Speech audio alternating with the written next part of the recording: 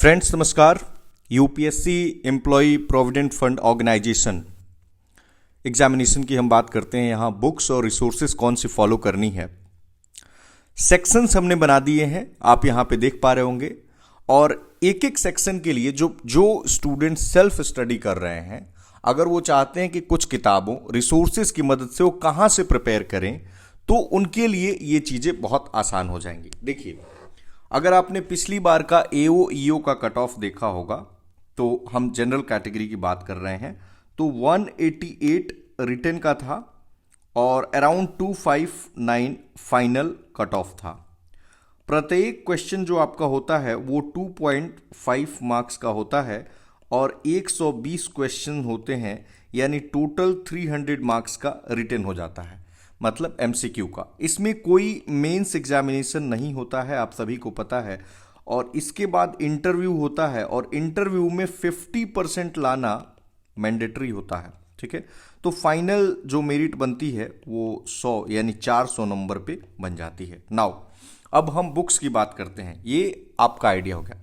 देखिए, इसमें जो सिलेक्शन होगा ना, वो इस बात पे निर्भर करेगा कि आपने जो अपनी पढ़ाई की है वो यूपीएससी के प्रीवियस ईयर क्वेश्चंस के अनुसार कितना अपने आप को अलाइन किया है।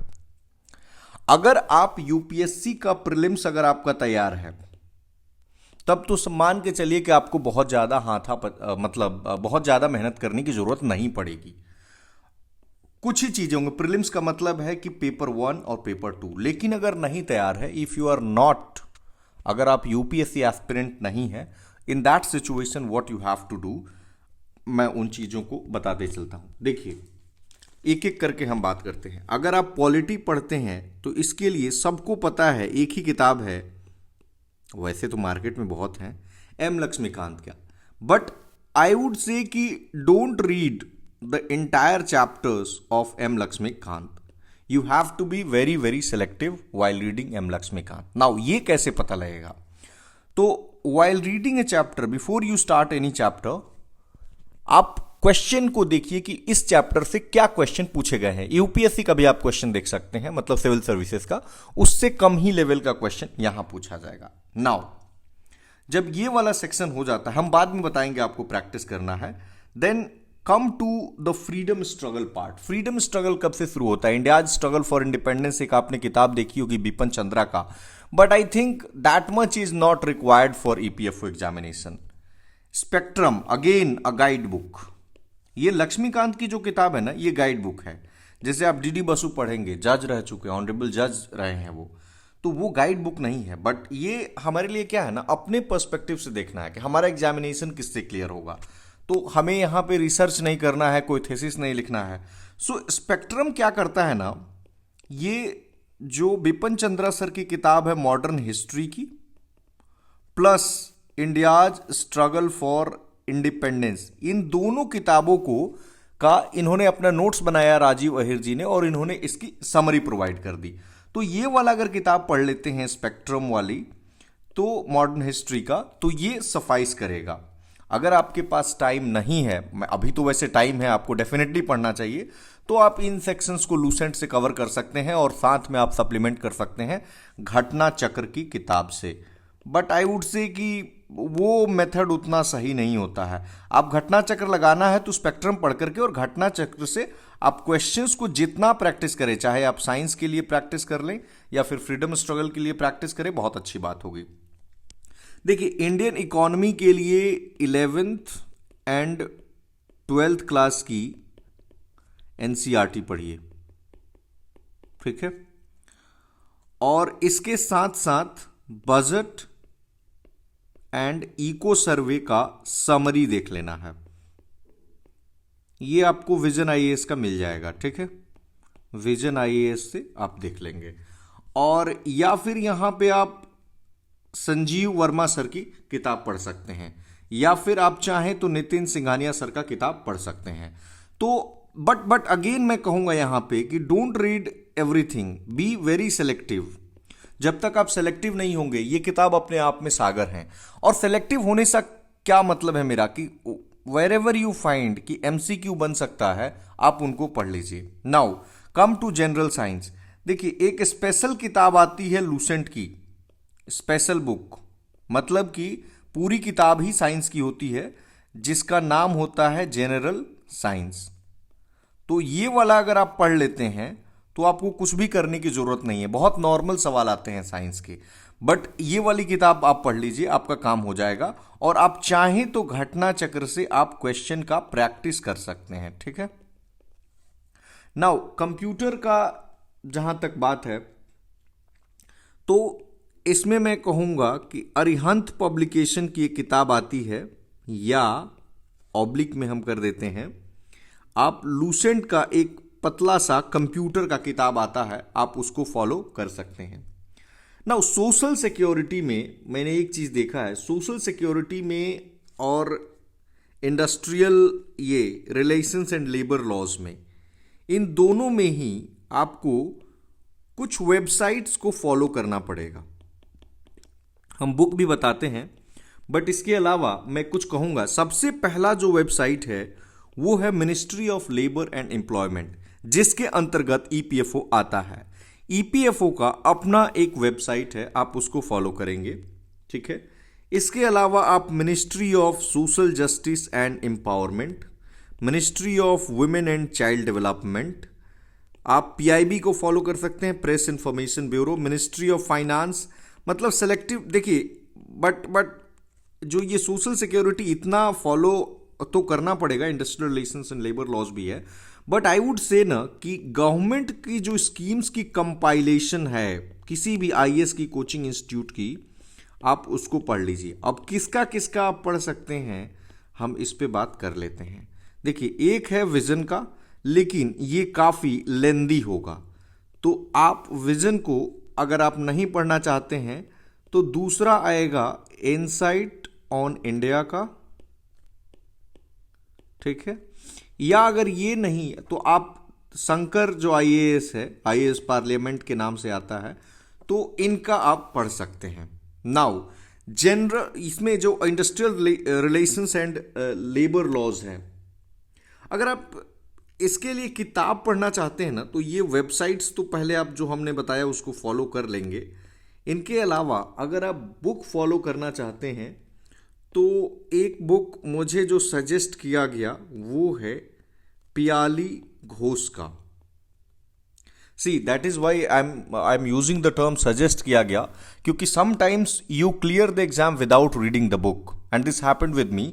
सो इट डजेंट मीन कि हमें सब कुछ पता है, राइट। सो हमें पूछना पड़ा, एंड दैट इज वाई मैं इस पे वीडियो नहीं बना पा रहा था, ठीक है। जनरल अकाउंटिंग जो प्रिंसिपल्स है, तो एनसीईआरटी की किताब आती है इसके लिए 11th एंड 12th की, ठीक है। तो आप इससे पढ़ेंगे तो ये सफिशियंट है। वैसे तो मतलब बहुत सारा अगर स्टैंडर्ड बुक्स की तरफ जाएंगे तो काफ़ी ज़्यादा हो जाएगा, बट उतना क्वेश्चन आता नहीं है। जनरल मेंटल एबिलिटी बहुत नॉर्मल आता है, आप उसको कर सकते हैं। क्वांट के लिए आप आर.एस. अग्रवाल का जो अलजेब्रा वाला है, आप उसको पढ़ लेंगे। क्वांट का काफ़ी स्पेस ये रहता है स्कोप। जनरल इंग्लिश बहुत आसान आता है, मतलब बहुत टफ नहीं है। जनरल इंग्लिश के लिए मैं कहूँगा कि वैसे हम करंट अफेयर्स पे भी बात करेंगे कि देखिए, आप न्यूज़पेपर्स जरूर पढ़िए, क्योंकि न्यूज़पेपर से ना कि कहाँ जैसे एरर दिया है, या कहाँ पे कौन सा प्रीपोजिशन लगेगा, ठीक है, या जो आपके वर्ड्स, जो वर्ड पावर आप पढ़ते रहते हैं, तो वो वर्ड का, तो न्यूज़पेपर में आप कौन सा, द हिंदू या फिर इंडियन एक्सप्रेस आप अगर पढ़ते हैं तो आपका इंग्लिश वाला बहुत हद तक काम आसान हो जाएगा। लेकिन फिर भी अगर कोई किताब पढ़नी हो तो आप रेन एंड मार्टिन की किताब पढ़ सकते हैं, ठीक है। रेन एंड मार्टिन की किताब पढ़ सकते हैं, या इसके अलावा भी कौन सा किताब था, मर्फी करके है कोई, मैं नाम उसका पूरा भूल रहा हूँ, रेमंड मर्फी की क्या नाम है, तो या में मैं कर देता हूँ, ठीक है। तो ये दोनों में से कोई एक किताब फॉलो कर लेंगे, या फिर अगर आप चाहें तो किसी भी कोचिंग का आप पढ़ सकते हैं, जैसे कि केडी कैंपस का आता है, तो उनका भी मटेरियल आप देख सकते हैं, राइट। करंट अफेयर्स का बात आता है जहां तक, तो देखिए पूरा 2022 का जनवरी टू दिसंबर तो आपको अपने चैनल पे ही मिल जाएगा IAS PCS फैक्ट्री। ठीक है, प्लेलिस्ट इसका बना हुआ है। इसके बाद का करंट अफेयर्स मैंने कहा है कि मैं नहीं करा पाऊंगा फॉर द टाइम बीइंग, क्योंकि काफ़ी बिजी शेड्यूल है। और अगर हो सकेगा कोई अरेंजमेंट हो पाता है तो डायरेक्टली हम टेलीग्राम पे उसको प्रोवाइड कर देंगे। तो आपके पास सोर्सेस क्या होंगे उसके बाद, तो आप वो करंट अफेयर्स के लिए सबसे पहले तो देखिए, आप हिंदू अखबार को पढ़ना शुरू कीजिए, द हिंदू को या फिर इंडियन एक्सप्रेस को, और जो हिंदी मीडियम से हैं वो जनसत्ता को पढ़ें, क्योंकि ये इंडियन एक्सप्रेस का ही है। ठीक है, तो आप इन अखबारों के अलावा आपको करना क्या होता है, जैसे इससे क्या होगा ना कि आपकी वर्ड पावर भी स्ट्रांग हो जाएगी। इन अखबारों के अलावा अगर आप कुछ कर सकते हैं करंट अफेयर्स के लिए, तो घटना चक्र की आई दृष्टि आती है, या फिर आप पढ़ना चाहें तो घटना सार पढ़ सकते हैं,